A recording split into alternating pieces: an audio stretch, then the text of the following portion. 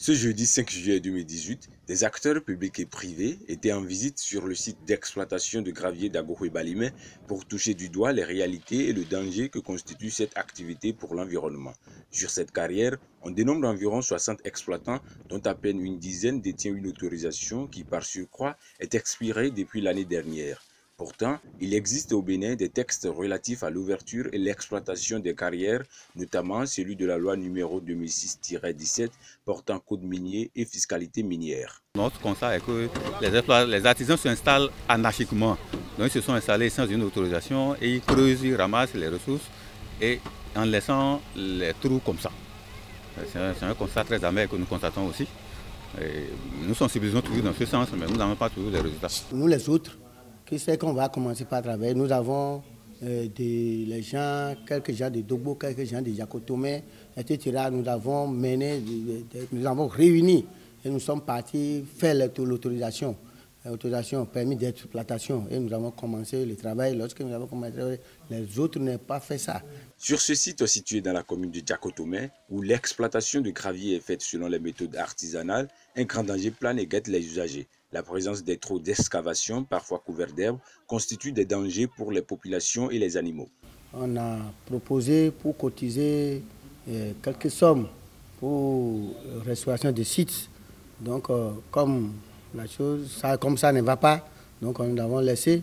Normalement, depuis là, on n'a pas restauré les sites. Normalement, c'est les instruments qui vont voir avant de faire restaurer les sites. Il faut niveler, pour plein, charger, etc. Ou soit avant de faire chaud là. Comme on n'a pas la possibilité, c'est pourquoi on n'a pas restauré les sites. Entre-temps, c'était des groupes qui exploitaient sans verser des redevances, et sans verser les parts qui sont destinées d'abord au trésor, c'est la direction des mines, et aussi à la commune. Donc ils ne pensent plus que ce désordre continue, c'est surtout ce désordre que le ministre, à travers sa délégation, voudrait mettre fin. Je pense qu'avec le temps, tout va rentrer dans l'ordre. La présente descente de ces acteurs sur cette carrière s'inscrit dans le cadre d'un atelier de formation de ces acteurs en droit pratique environnementaux pour une bonne gouvernance des carrières, des plans d'eau et forêts dans les communes de Jacotomé, Atiémé et Aplahoé.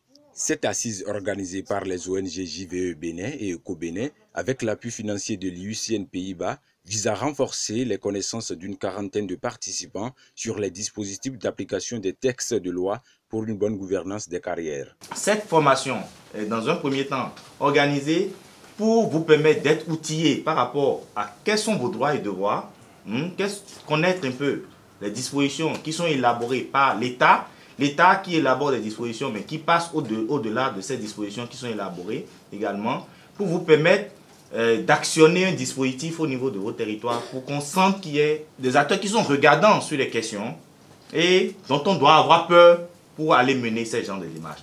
Les plans d'eau et les forêts dans les communes d'Atiémé, d'Aplahoé et Jacotomé subissent également des menaces et font objet de destruction malgré l'existence des textes et lois qui régissent l'exploitation de ces ressources. Le dernier cas de massacre en date, l'empoisonnement du lac Toro le mois dernier, causant la mort de milliers de poissons. Un cas dont les circonstances restent encore floues jusqu'à ce jour et les acteurs non identifiés. Les organisations de la société civile, dans leur rôle de veille citoyenne, doivent tenir compte aujourd'hui des ODD, des objectifs de développement durable, pour sensibiliser les populations, pour que chacun sache quel rôle est le mien, pour qu'ils maîtrisent les tests de loi sur le code foncier et la loi cadre sur l'environnement, tout ce qui a trait comme test qui réglemente le secteur. Je sais bien qu'arrivé à la maison, donc je vais informer les gens ou bien je vais réunir les gens pour lui dire, bon, le travail que nous faisons, c'est comme ça, c'est comme ça, c'est comme ça. On doit changer la situation pour commencer par travailler, que ça soit, ça ira dans de bonnes conditions. À l'issue de cet atelier de formation, les organisations de la société civile s'engagent à continuer par jouer leur rôle de veille et de sensibilisation des populations et des décideurs sur la protection de ces biens publics mondiaux par les textes de loi.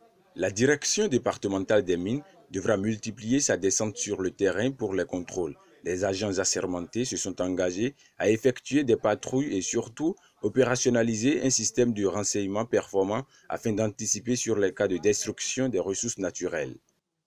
dénoncer les situations